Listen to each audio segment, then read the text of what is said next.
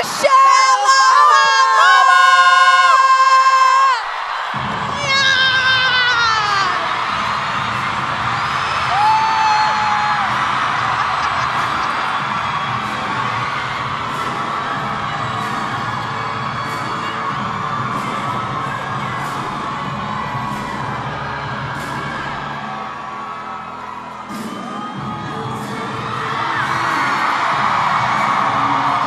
Look at you guys.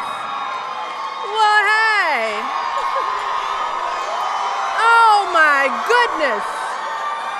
Look at you all. Oh my goodness. Wow.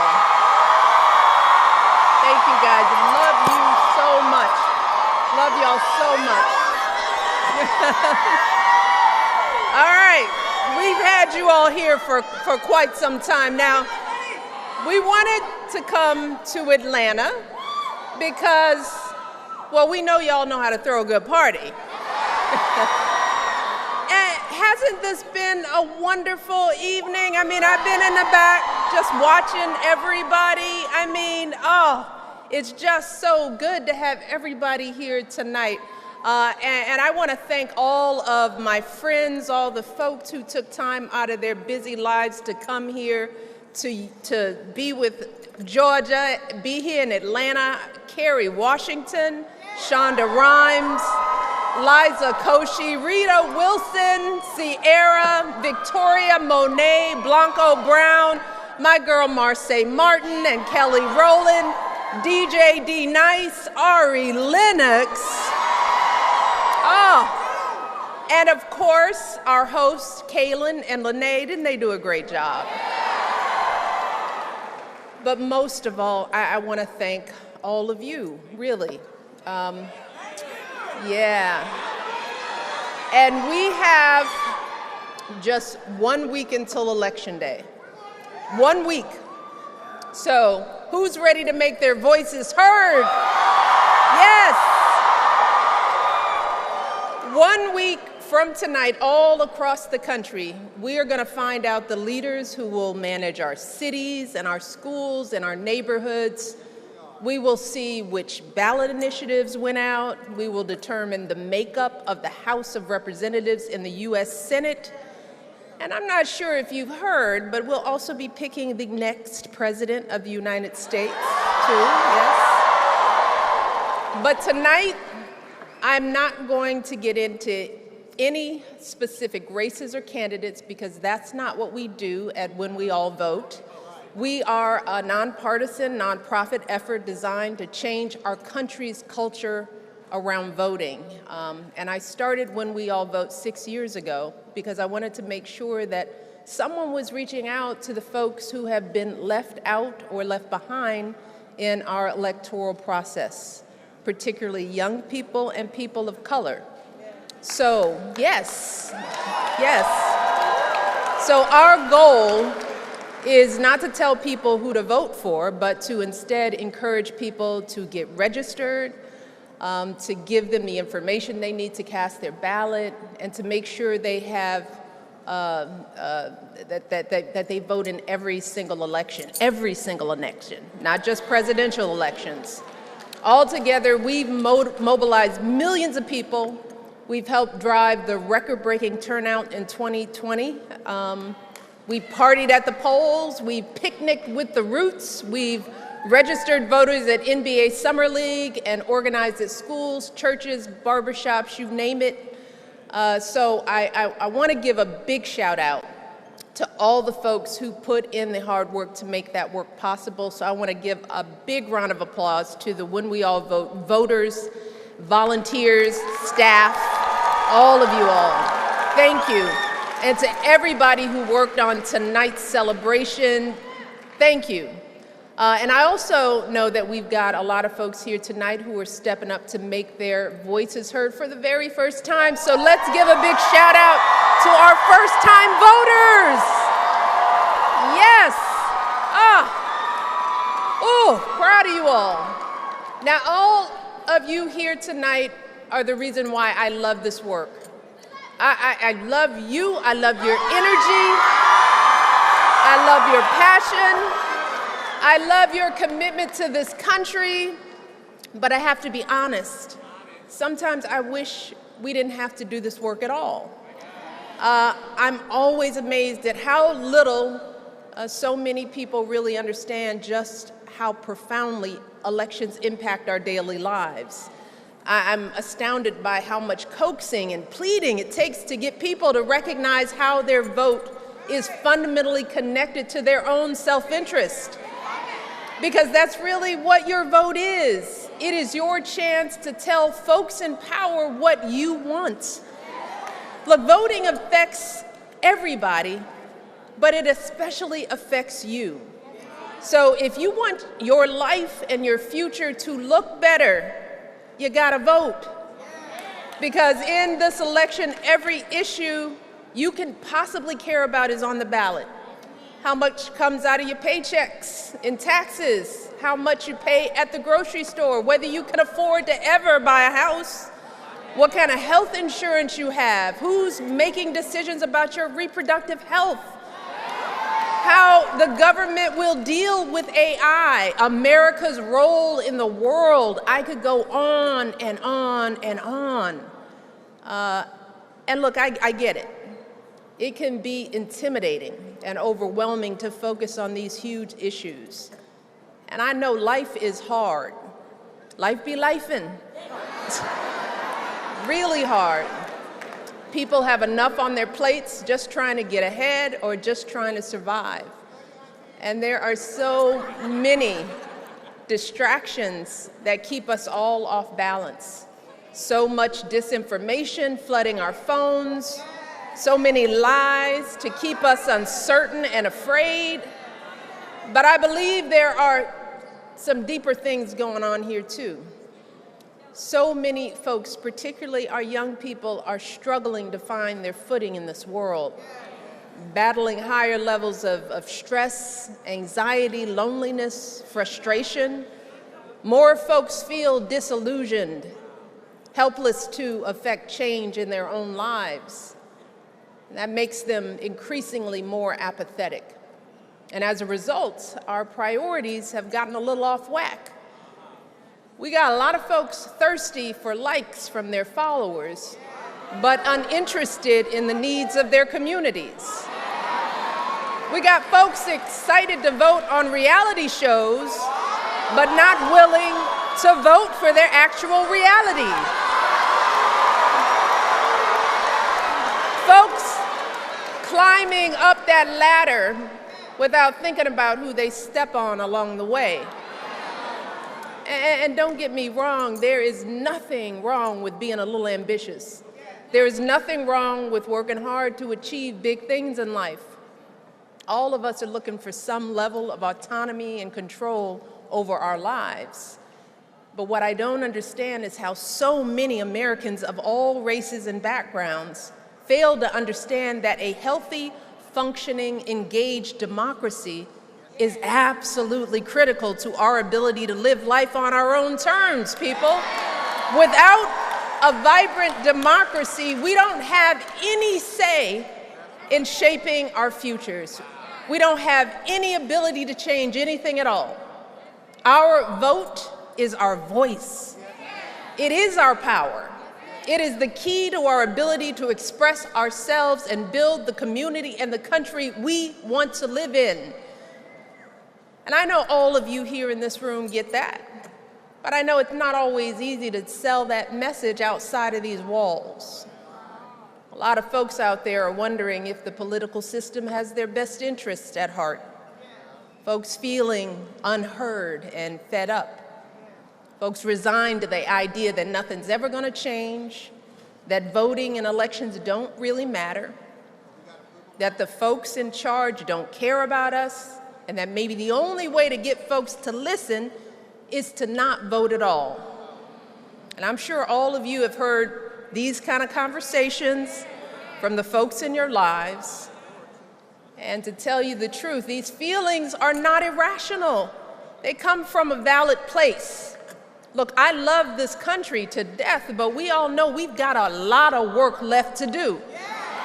And in this country, change takes not days, but decades, y'all.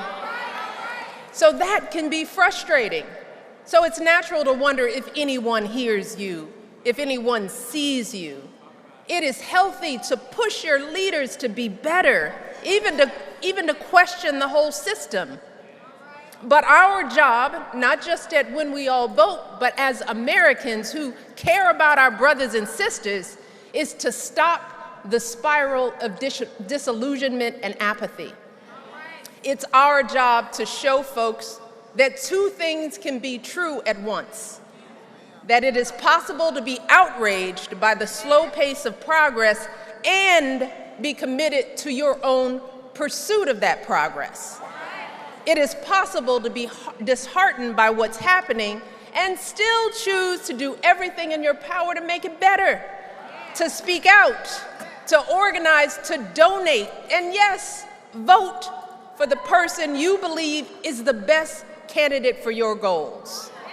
See, that's what so many of our ancestors did.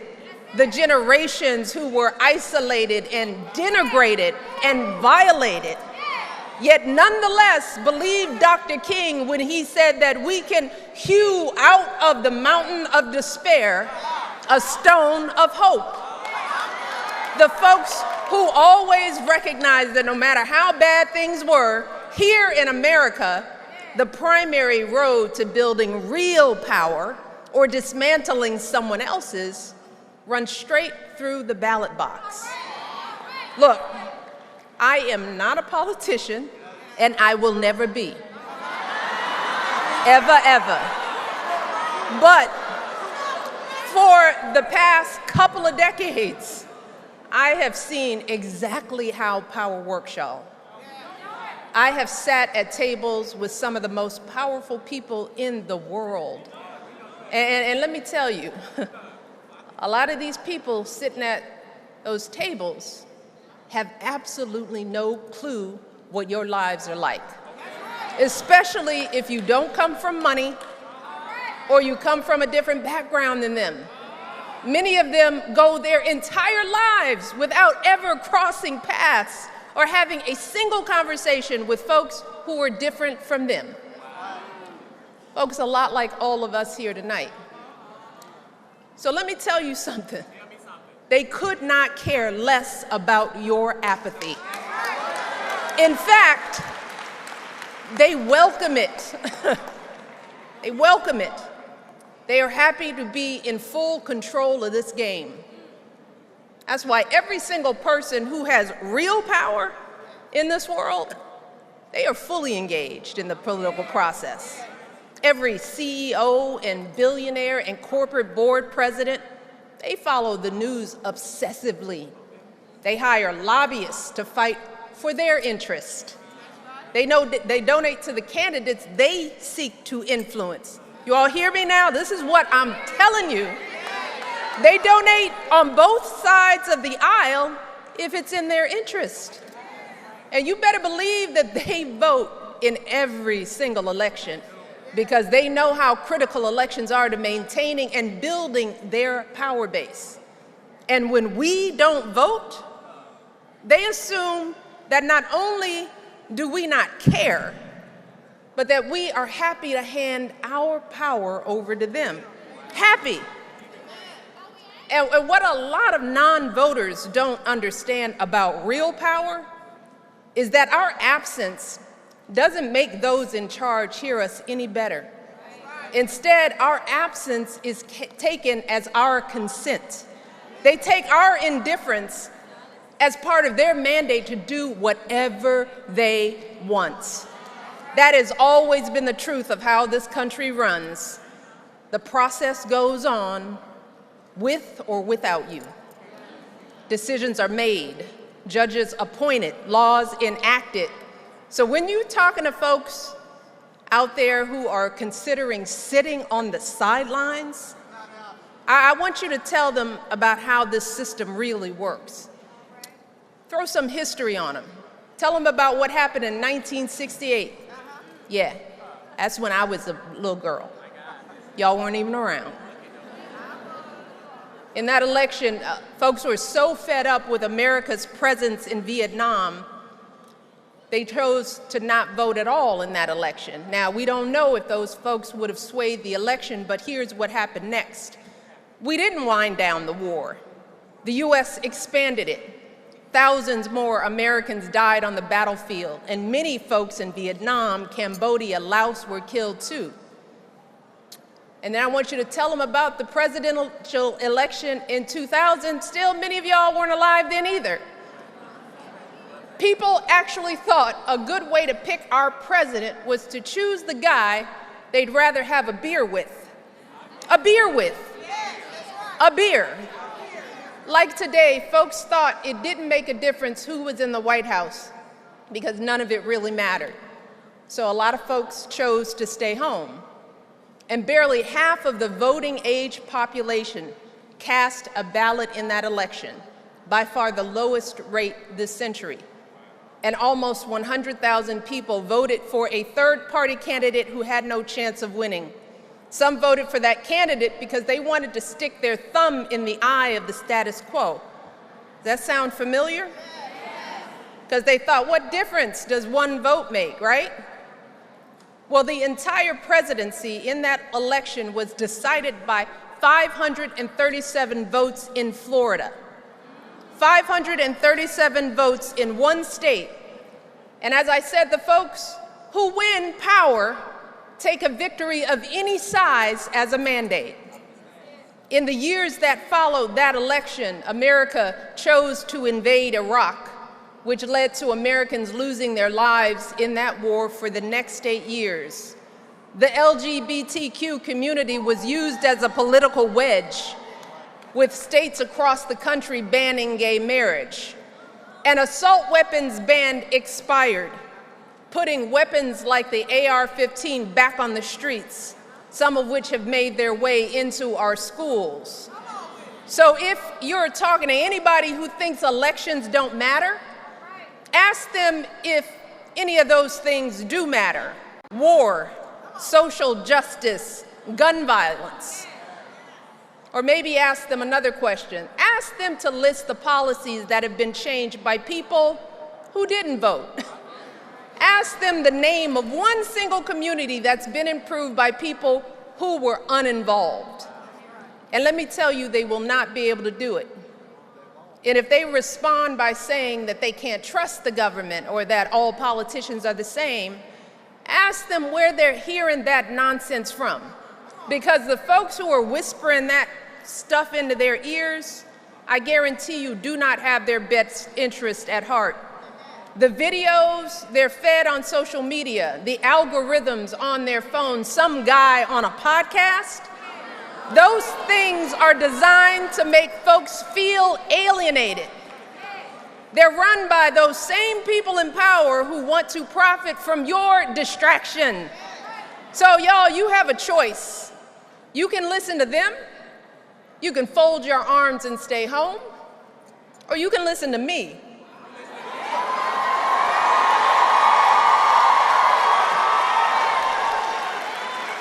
And if you want to listen to me, here's a warning. There are only a handful of very wealthy people in the world who can actually afford to be indifferent about our politics. And they have so much money that for them, it doesn't matter who's in charge. They can keep themselves removed from the rest of us, up and away from whatever happens down below. And most of us aren't in that position, especially if you're just getting started in your life or in your career. Those who got regular jobs, the folks who weren't born in this country or speak another language, those who look a different way or love a different way or pray a different way. You don't have the luxury to be indifferent to who's in power and who makes the rules. And for the young people, as the years go on, you all are going to be the ones left to clean up the mess. Because I'm not going to be here forever. And I don't want you all, our young people, to look up one day and realize that you don't even recognize the world you're living in. We need water right here. Water up front. Do we have volunteer? Just give them some air. A lot of times standing up this long time is hard. You all spread out. And you guys bounce on your knees, standing up. You all are young, but you're probably all dehydrated, aren't you? Everybody not drinking enough water. How's she doing? All right. So, now to the work part, because I want you all to listen, because now I hope you're asking the question how you're going to make sure that that doesn't happen, especially for your futures. How are you going to make sure that those in power actually care about you? And it's not by sitting out. Are we getting help? It's not by sitting out. Or is it by it's by using the tools you have to make sure that those in power actually see you. That's what all of this, why we have you guys all together here, Georgia, because the greatest power we have is influencing the outcome of an election. You okay, sweetie? Oh, poor baby. You guys, then make way this way. Get her to come this way. You all, she's probably really just dehydrated. And get her shoe. Get her shoe, Marone. Marone, get her shoe. Marone, get her shoe. She gonna want her shoe.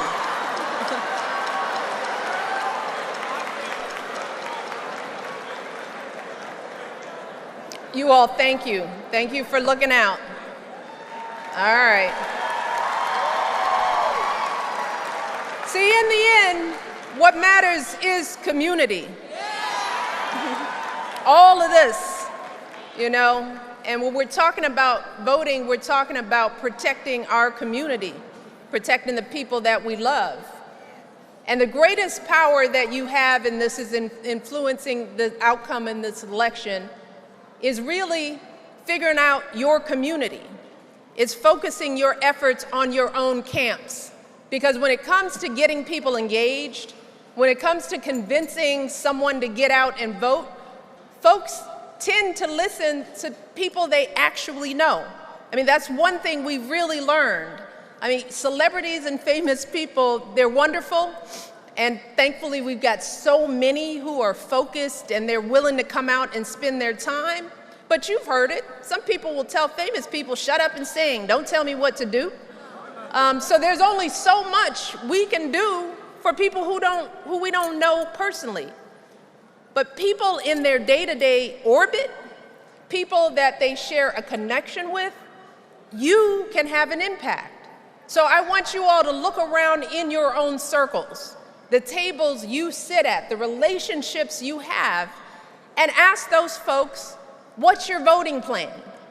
So I'm talking about your families, your classmates, the folks you sit with in the pew at church or drink mimosas with after church. Who can you call while you're sitting in this lovely Atlantic traffic? I want you to think about that. It sounds simple, but you'd be amazed by how many people avoid having these conversations with the people they know. Nobody wants to have uncomfortable moments. Nobody wants to make things weird. I get it. But if you can't use your voice at the tables where you already sit, how on earth do you expect to have any voice at the tables where you don't? So, let me tell you, if y'all live like I live, if someone doesn't have the good sense to vote, I don't fool with them. I wouldn't pay, and sorry students, but I wouldn't pay tuition or give gas money to a child of mine that wasn't gonna vote. And fellas, if anybody was that clueless, I definitely wouldn't go out with them. So ask these brothers, you registered? You wanna pull up to me? Let me see your voting card. Did you vote early? You cute, but did you vote? That's what I want to know. So you got to start by being willing to make things just a little uncomfortable with the folks you love. We can no longer play games with the people in our lives. We have to stop letting one another off the hook for failing to be engaged. And here's the thing, y'all. I guarantee you that once you have these conversations with the people who really mean something to you, you're not going to harm those relationships. No, that's going to make them stronger. You're going to become closer. That's how this works. So my advice to all of you, when it comes to getting people to vote, start close. Start at home. And then reach out further. Tell everyone you know that here in Georgia, there are 3 days left to vote early.